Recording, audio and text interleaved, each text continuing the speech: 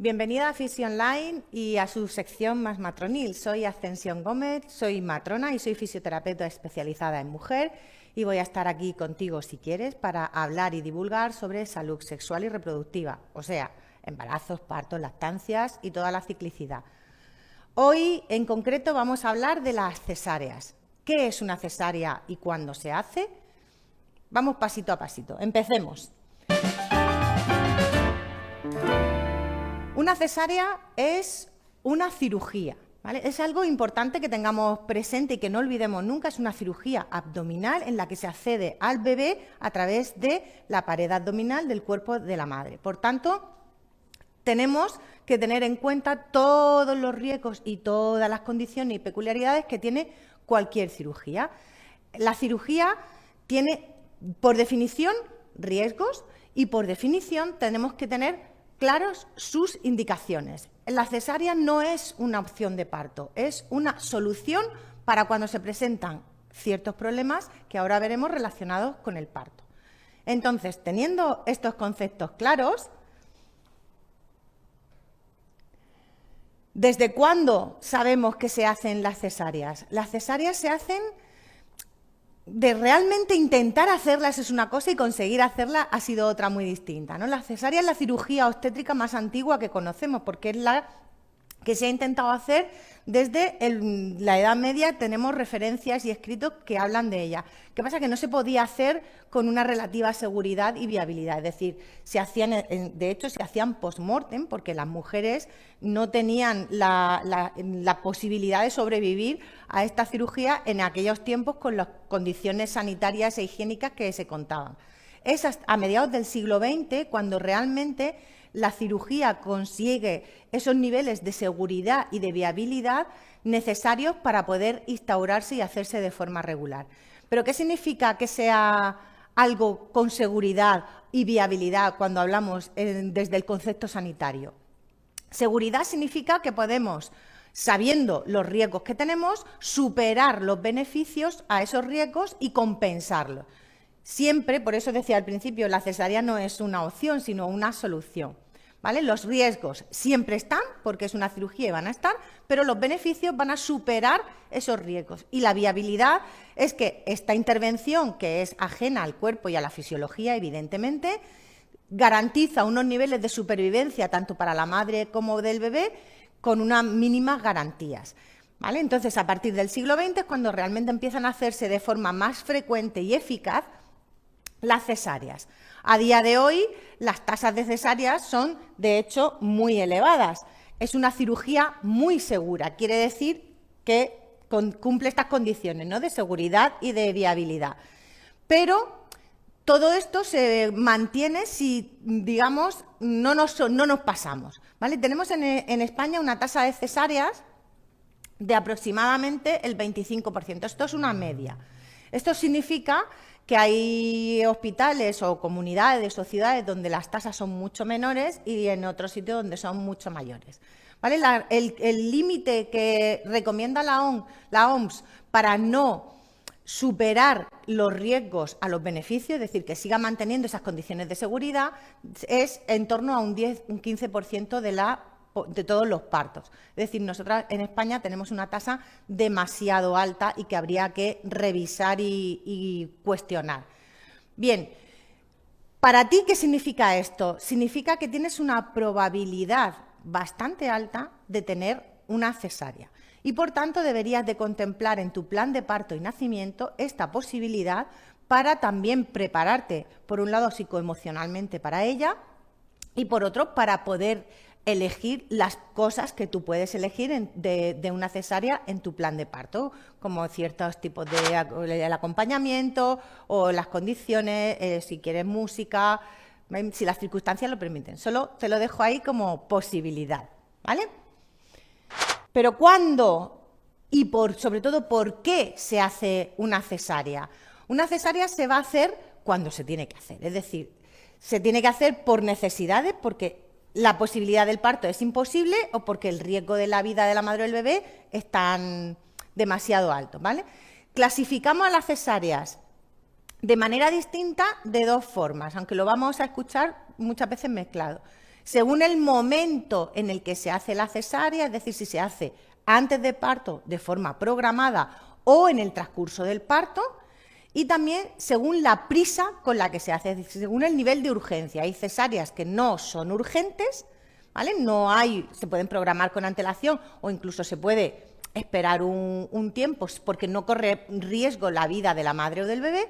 Y luego tenemos las cesáreas urgentes, que se hacen en aquel momento en que se empieza a comprometer el bienestar fetal o el materno y se caracteriza porque tiene que hacerse en menos de 30 minutos, desde que se indica hasta que se realiza, o una cesárea emergente, ¿vale? Estas son las de mucho riesgo, las de correr. Estas son las cesáreas donde la urgencia es vital, donde hay un riesgo muy alto de perder el bienestar del bebé o la madre. La cesárea emergente, desde que se indica hasta que se realiza, no deben de transcurrir más de 15 minutos.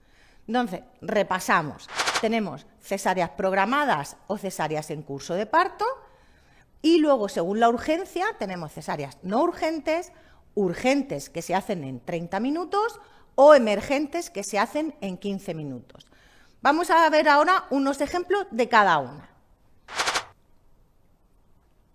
La cesárea electiva, la cesárea programada, la planificada, por definición no es urgente, ¿vale? Porque se puede programar, es una intervención que se va a planificar con antelación antes del inicio del parto y se hace porque hay alguna condición de la madre o del bebé que desaconsejan o contraindican que se ponga el parto en marcha, ¿vale? Como recomendación general, y esto siempre ahora iremos especificando, no debe hacerse nunca antes de la semana 39 para disminuir los riesgos y las complicaciones fetales. Cuanto más pequeñito es el bebé, más complicaciones puede tener. Y va a darse en muchas situaciones la posibilidad de una cesárea electiva o planificada, ¿vale? Vamos a ver una por una cada una de ellas. En la primera opción de cesárea planificada puede aparecer cuando tenemos presentaciones que no son cefálicas, es decir, presentaciones de nalgas, presentaciones en oblicua, presentaciones en transversa. El bebé no está con la cabeza hacia abajo, sino que está con la cabeza hacia un lado o con la cabeza hacia arriba. De entrada, no es contraindicación absoluta un parto, por lo menos en las presentaciones de nalgas, pero es verdad que tienen más posibilidades de complicaciones y se debe de hacer una serie de cosas. Lo primero es ofrecer una versión cefálica externa, intentar de manera externa darle la vuelta al bebé para colocarse cabeza abajo y que pueda iniciarse el parto, ¿vale? Esta versión cefálica externa se hace en el hospital bajo indicación médica y con un poquito de sedación y lo que intenta es voltear al bebé. Si a pesar de ese intento no es posible que el bebé esté en cefálica y persiste la presentación de nalgas o la presentación transversa, pues dependiendo de cada situación habrá que valorar si se planifica un parto en caso de que sea unas nalgas o directamente vamos a una cesárea, ¿vale? Que estas posiciones no sean posibles en un parto vaginal tampoco indica que la cesárea tenga que ser programada en la semana 39 por narices. Es decir, podemos esperar a que se inicie el trabajo de parto y luego realizar una cesárea si la posición sigue siendo anómala, o incluso esperar a la semana 40, es decir, que no es necesario hacerlo en la semana 39. ¿Vale? El segundo caso de esta tabla que vemos aquí es la macrosomía fetal. ¿Qué es la macrosomía fetal? Es un bebé gordo, ¿vale? Un bebé grande, pero ojo, muy grande. Un bebé de 4 kilos es un bebé normal, grande, hermoso, pero normal, ¿vale? Consideramos que realmente hay que plantear la cesárea como posibilidad real en un bebé de peso estimado mayor de 5.000 gramos, es decir, de 5 kilos. Un berraco, esto ya es un señor bebé, ¿vale? Aún así hay bebés de 5 kilos que pueden nacer, porque claro, no todo va a ser el tamaño del bebé, también tiene que ver el tamaño de la madre, la complexión, y a veces bebés grandes se paren perfectamente, pero es cierto que a partir de 5 kilos y medio ya estamos hablando de unas dimensiones un poco demasiado grandes, aun por muy grande que pueda ser la mamá. En cualquier caso, siempre valoración individual y a ver qué pasa. El tercer caso de los que tenemos en nuestra lista es esas mujeres que tienen más de 2 cesáreas previas. La evidencia científica dice que la posibilidad de un parto vaginal después de 2 cesáreas previas, ¿vale? El riesgo de rotura uterina, que es lo que más nos asusta, lo que siempre nos pone en alerta, es muy parecido al después de una sola cesárea. Entonces, la recomendación de la evidencia es valorar en cada caso las posibilidades del parto, es decir, las condiciones de salud de la madre, las circunstancias de las cesáreas anteriores y poder optar por un parto vaginal.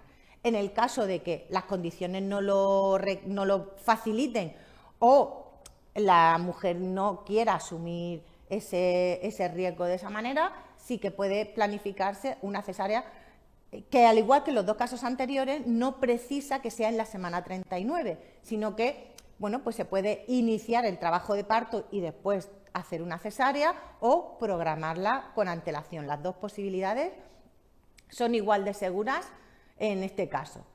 Bien, sin embargo, cuando tenemos antecedentes de una rotura uterina anterior, es decir, una mujer que ya ha tenido una rotura uterina y que sabemos que es un riesgo grande, la posibilidad de que este riesgo aparezca en este nuevo embarazo es mucho mayor. Y entonces aquí sí que se planifica una cesárea incluso antes de la semana 39 para evitar que empiece el útero a trabajar y sobre todo que alcance una dimensión demasiado grande y tense esa zona cicatricial que hay por la rotura anterior.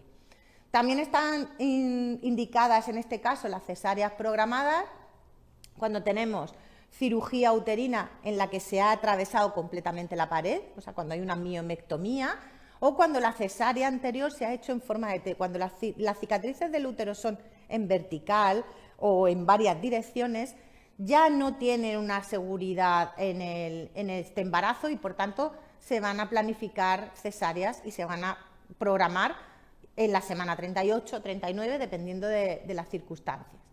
Otra condición que nos va a indicar una cesárea es una placenta previa oclusiva total. ¿Qué es eso?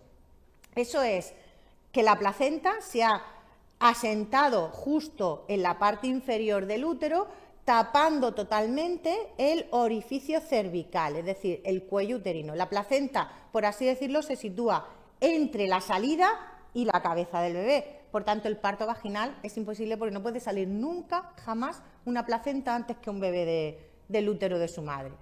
Aquí, dependiendo también de la situación, si ha estado sangrando, si no ha estado sangrando, cómo está, en qué semana estamos, pues se va a intentar hacer la cesárea lo más tarde posible, pero va a haber que hacer una cesárea sí o sí, incluso antes de la semana 36 si hay sangrados, y cuando no lo hay, pues lo más tarde dentro de las posibilidades del bebé, pero lo antes para evitar los sangrados masivos. ¿Vale? También podemos tener indicación de una cesárea cuando hay infecciones activas en el canal del parto. Y esto le pongo el asterisco porque depende del tipo de infección y depende del momento y depende de la situación, va a ser necesario o no hacer una cesárea. ¿Vale? No todas las infecciones, estamos hablando pues de herpes genital, de verrugas, de infección por VIH activa, de distintos tipos de situaciones que van a condicionar el canal del parto en sí, con lo cual vamos a programar o no una cesárea. Otra circunstancia que ya es muy variable es que hay una patología materna o fetal tan importante como para comprometer la salud de la madre o del bebé y que no permita el momento del parto por el esfuerzo, por la intensidad, por las circunstancias de salud. Hay muchas razones aquí. Siempre valoraremos cada caso, estudiaremos cada situación, veremos las posibilidades y tomaremos las decisiones pertinentes y adecuadas a esa condición. Y por último, siempre dentro de los protocolos de los hospitales y de muchos servicios sanitarios se contempla esta posibilidad de la cesárea a demanda. ¿Vale? A demanda no significa que por capricho, porque me dé a mí la real gana, puedo elegir una cesárea. Teóricamente hay alguna causa, algún motivo detrás que me hace solicitar una cesárea programada cuando no hay una causa clínica o médica que justifique esa cesárea. A veces la causa puede ser un miedo atroz, un trauma anterior, en fin, hay muchas situaciones, no debemos de juzgar a nadie por estas decisiones. No es lo mismo decir que es que quiero hacerme una cesárea porque me viene bien este fin de semana que hacerme una cesárea porque tengo un miedo horroroso a parir, porque he tenido una historia anterior muy traumática. En estas circunstancias hay que informar adecuadamente a la mujer de los riesgos que supone hacer una cesárea y, bueno, pues tomar esa decisión de forma consciente e informada. Así que ahí está. Dentro de las cesáreas intraparto, ¿vale? Esta quiere decir, el parto ha empezado y puede ocurrir una circunstancia que impide que el parto pueda terminar, ¿vale? O ni siquiera ha empezado, puede ser que hayamos inducido un parto y que, ahora veremos, no pueda terminar.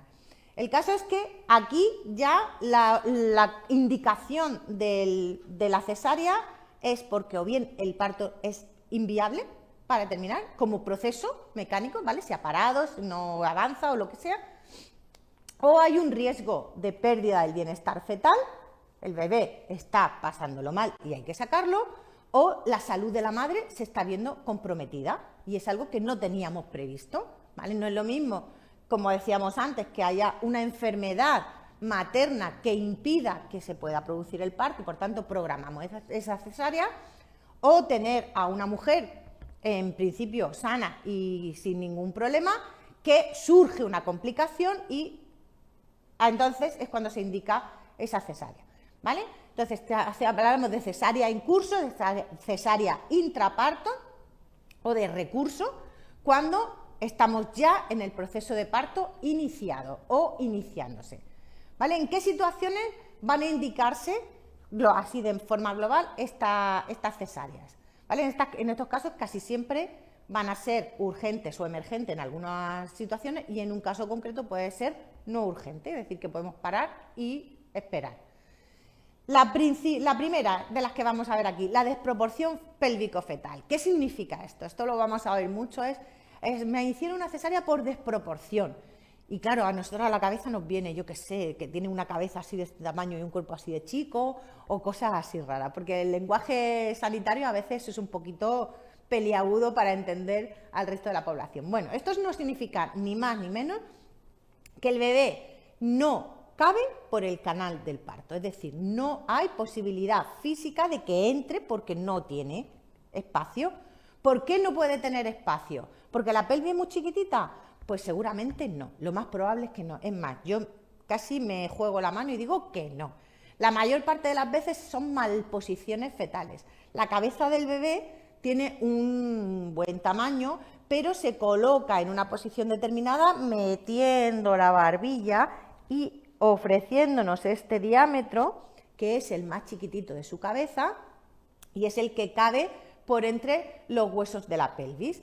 Pero si la cabeza del bebé no está bien colocada porque está un poco levantada o incluso está torcida hacia un lado, los diámetros de la cabeza ya son mucho más grandes y por tanto ya no entra en el espacio óseo y no puede salir, ¿vale? Realmente esa es la principal causa de desproporción. No es que el bebé sea demasiado grande, o sea, si tuviera un bebé de 7 kilos probablemente sí sería una desproporción, el bebé es mucho más grande que la capacidad de la pelvis, pero en la mayoría de las ocasiones lo que vamos a tener es una malposición del bebé que impide que pueda seguir el parto y pueda salir. Y en este caso es necesario hacer una cesárea. Puede ser muy urgente o puede ser emergente, depende del momento, o puede no ser urgente, ¿vale? No siempre esta situación es una situación de crisis, ¿vale? Esta es la mayor razón de indicación de cesáreas intraparto, va a ser esta, ¿vale? La desproporción pélvico-fetal, que insisto, va a ser casi siempre una malposición fetal, ¿vale? El fracaso de la inducción, ¿qué quiere decir?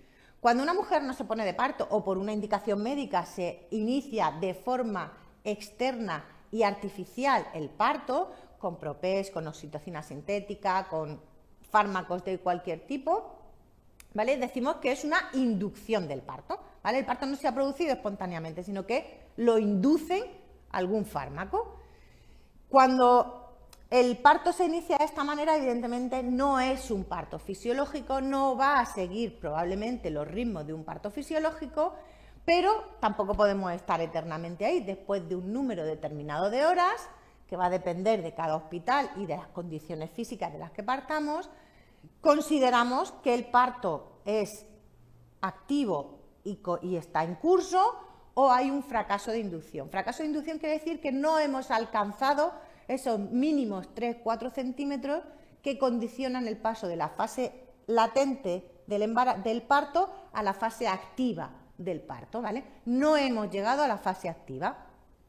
Esto así popularmente se oye como, es que yo no dilaté, no, soy de las que no dilato, me quedé en 2 centímetros y no dilaté. Bueno, no existen las mujeres que no dilatan, existen momentos no adecuados para el parto porque esa inducción pues no ha sido un éxito o ha sido un fracaso de inducción y terminamos en una cesárea.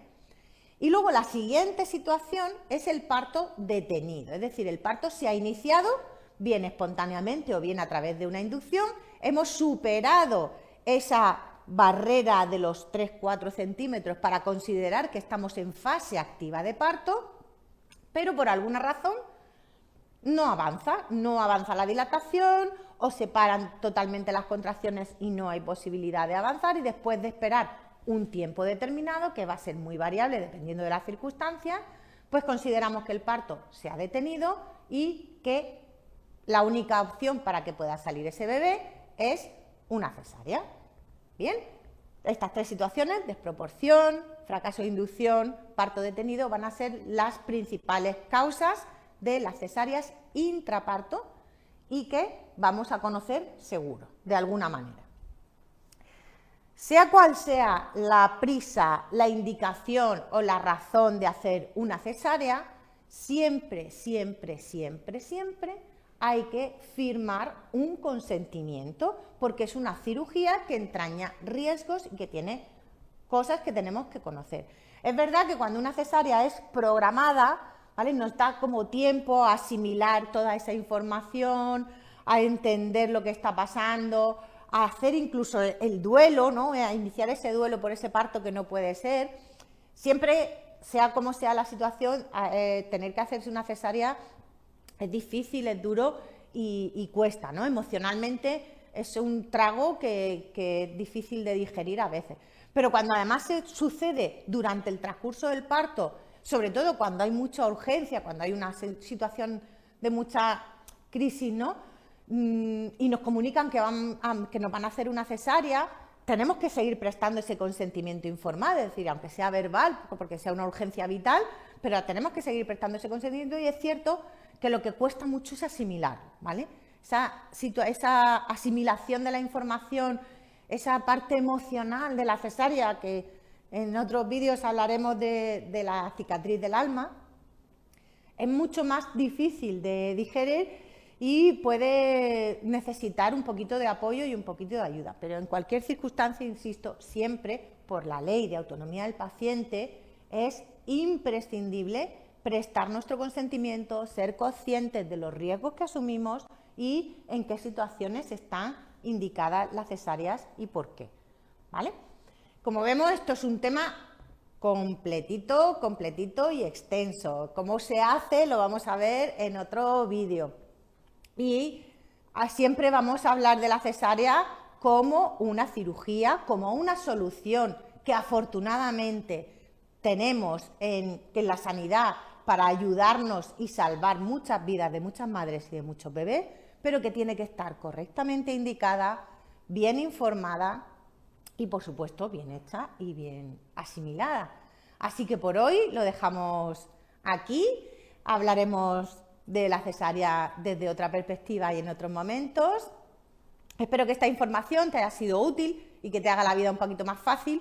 Y recuerda que tu matrona siempre la tienes a tu disposición para ayudarte a resolver dudas. Y nos vemos por las redes. Bueno, espero que este vídeo te haya gustado, que te sirva, que te ayude. Ya sabes que puedes ver otro montón de vídeos aquí mismo, visitarnos en nuestra web fisioterapiaonline.com o suscribirte a tu canal de Fisio Online.